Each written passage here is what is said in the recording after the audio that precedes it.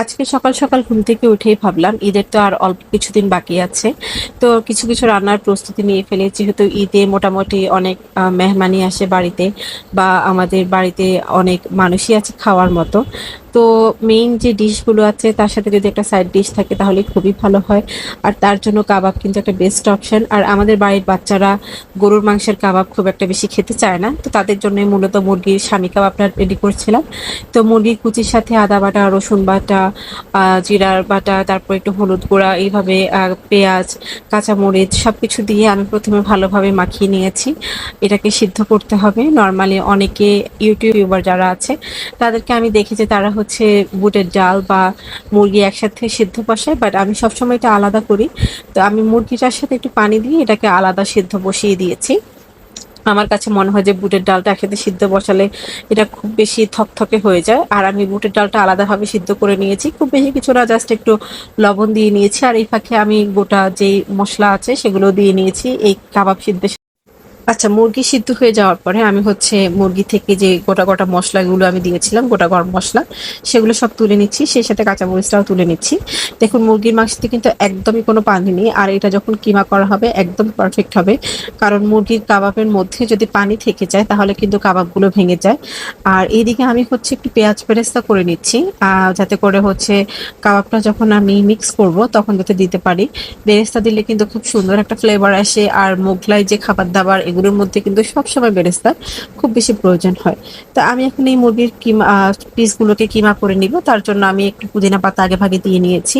তো এই যে এখানে ডাল বাটা হয়ে গেছে এবং মুরগির কিমাটাও পেস্ট করে নিয়েছি। আমি সবগুলো ব্লেন্ডারের মাধ্যমেই আমি করেছি। দেখুন, খুব ভালোভাবেই কিন্তু ব্লেন্ড হয়েছে। এগুলো মুরগির কিমাটাও খুব ভালোভাবে ব্লেন্ড হয়েছে এবং কোনো অতিরিক্ত পানি নেই।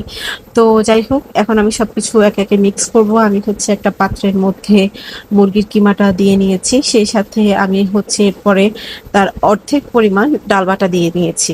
পুরোটা দিইনি, এখানে অনেক বেশি ছিল।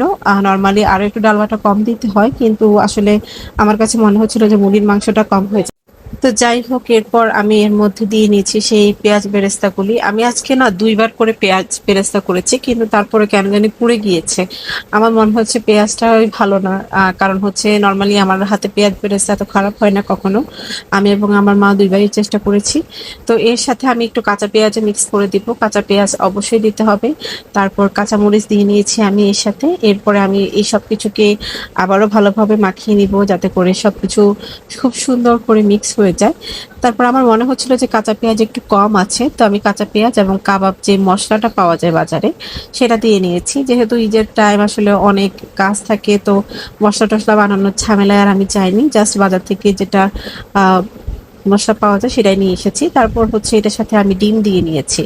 ডিম দিলে হচ্ছে কাবাবের বাইন্ডিংটা খুব ভালোভাবে হয় এবং কাবাবটা ভাজার সময় ভেঙে যায় না, বা সুন্দর একটা শেপ হয়। নর্মালি ডিম না দিলে কিন্তু এটা সম্ভব না, তাই কাবাব মাখানোর সময় কিন্তু ডিম অবশ্যই দিতে হবে। তো সবকিছু একসাথে করে আমি হচ্ছে এটাকে মাখিয়ে নিচ্ছি। এবং আমার মনে হচ্ছিল যে কিমাটা বা এই ডোটা খুবই পারফেক্ট হয়েছে, এবং ভাজলেও কিন্তু খুব ভালো হবে। তো যাই হোক, কাবাবে মিক্স করাটা কিন্তু অনেক গুরুত্বপূর্ণ একটা কাজ। যাই হোক, আমার মিক্স করা হয়ে গেছে। এখন আমি এগুলোকে খুব সুন্দর করে গোল গোল শেপ দিয়ে নিব। আমি জানি না যারা ফুড ব্লগার আছে তারা কি সুন্দর সবকিছু পরিপাটি করে করে। আসলে আমার মনে হয় যে আমি আমার কাজের ফাঁকে ফাঁকে করছি, সেটা কি রেকর্ড করে রাখি। এত আসলে নিট আর ক্লিন করে করার সময় নেই। তো আমি কিন্তু হাতটা খুব ভালোভাবে ধুয়ে নিয়েছি। আর ইফতারেও আমি হচ্ছে এই যে একটু কাবাব ভেজে নিয়েছি। দেখুন, কিন্তু খেতে খুব মজা হয়েছে এবং ভিতরটাও কিন্তু খুব পারফেক্ট হয়েছে খেতে। তো আলহামদুলিল্লাহ। আর বাকি যে কাবাবগুলো ছিল সেগুলোকে আমি ফ্রোজেন করার জন্য রেখে দিয়েছি, সেগুলো ঈদের দিন ব্যবহার করব। ধন্যবাদ।